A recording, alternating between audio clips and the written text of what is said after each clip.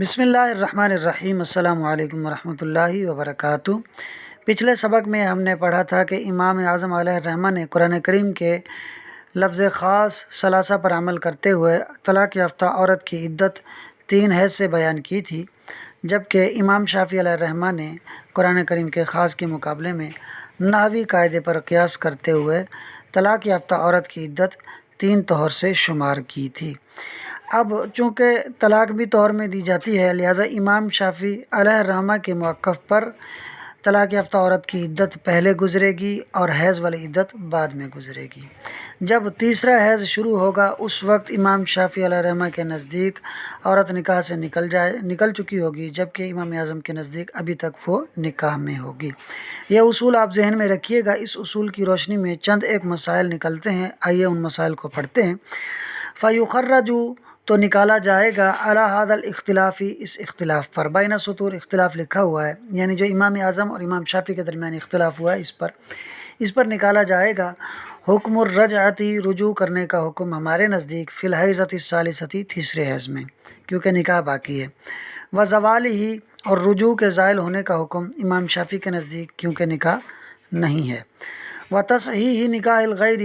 اور غیر سے نکاح کے درست ہونے کا حکم ان کے نزدیک کیونکہ نکاح نہیں ہے، یعنی عورت اب اس شوہر کے علاوہ دوسرے سے نکاح کر سکتی ہے، وابطالہ، اور نکاح کے باطل ہونے کا حکم ہمارے نزدیک تیسرے حیض میں، کیونکہ ابھی تک نکاح باقی ہے پہلے شوہر سے، وحکم الحبس، اور ہمارے نزدیک عورت کو گھر میں روکنے کا حکم، شوہر اسے روک سکتا ہے، والاطلاق، اور امام شافعی کے نزدیک عورت کو چھوڑنے کا حکم کہ وہ نکاح میں نہیں ہے،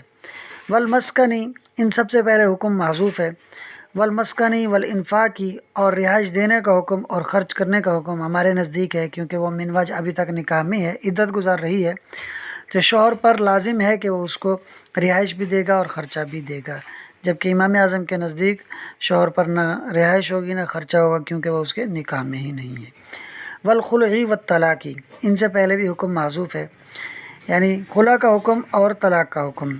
تو امام شافعی علیہ الرحمہ کے نزدیک نکاح میں نہیں ہے، لہٰذا عورت خلع بھی نہیں لے گی، اور شوہر اگر تیسرے حیض میں طلاق دینا چاہتا ہے تو چونکہ اس کی بیوی ہی نہیں ہے تو وہ اسے طلاق نہیں دے سکتا۔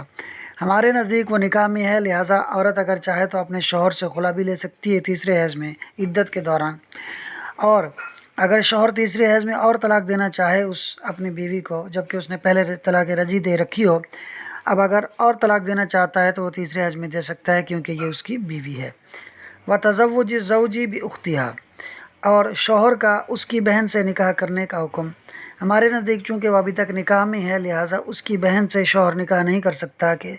ایک ساتھ 2 بہنوں کو نکاح میں رکھنا یہ شریعت میں جائز نہیں ہے، جبکہ امام شافعی کے نزدیک وہ نکاح میں نہیں ہے، لہٰذا شوہر اس کی بہن سے نکاح کر سکتا ہے، واربع سواہا، اور اس کے علاوہ چوتھی سے نکاح کا حکم،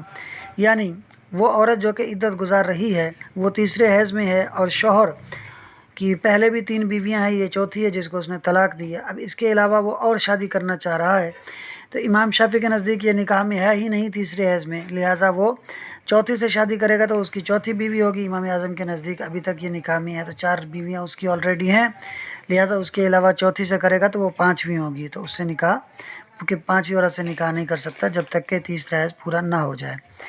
احکام المیراث مع کثرت تعدادها، اور وراثت کا حکم ان کی تعداد کی کثرت کے ساتھ، یعنی بیویوں کی تعداد کی کثرت کے ساتھ وراثت کا حکم ہوگا، کہ اگر تیسرے حیض میں شوہر فوت ہو جاتا ہے تو ہمارے نزدیک وہ ابھی تک اس کی بیوی ہے، لہٰذا شوہر کے ترکے میں سے، وراثت میں سے اس طلاق یافتہ عدت والی عورت کا بھی ورثہ ہوگا، حصہ ہوگا، جبکہ امام شافعی علیہ الرحمہ کے نزدیک حصہ نہیں ہوگا، کیونکہ یہ نکاح میں ہی نہیں ہے۔ اور یہاں پر ایک قاعدہ سن لیجئے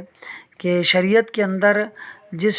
انسان کا حصہ مقرر ہے میت کے ترکے میں، اس کے لیے وصیت جائز نہیں ہے، کیونکہ شریعت نے پہلے حصہ مقرر کر دیا ہے، تو اس کے لیے وصیت کر کے دوبارہ حصہ کرنا یہ جائز نہیں ہے۔ تو تیسرے حیض میں چونکہ وہ عورت جو ہے اس شوہر کے نکاح میں تھی، اور اگر شوہر اس کے لیے وصیت کرنا چاہتا ہے یا وصیت کر کے گیا ہے اور فوت ہو گیا ہے، تو یہ وصیت اس عورت کے حق میں نافذ نہیں ہوگی، کیونکہ اس کی بیوی ہے، اس کا حصہ آلریڈی مقرر ہے۔ امام شافعی علیہ الرحمہ کے نزدیک بیوی ہے ہی نہیں، لہٰذا اگر شوہر اس کے لیے وصیت کر گیا ہے تیسرے حیض میں یعنی وہ اجنبی ہو چکا تھا اب اس کے لیے،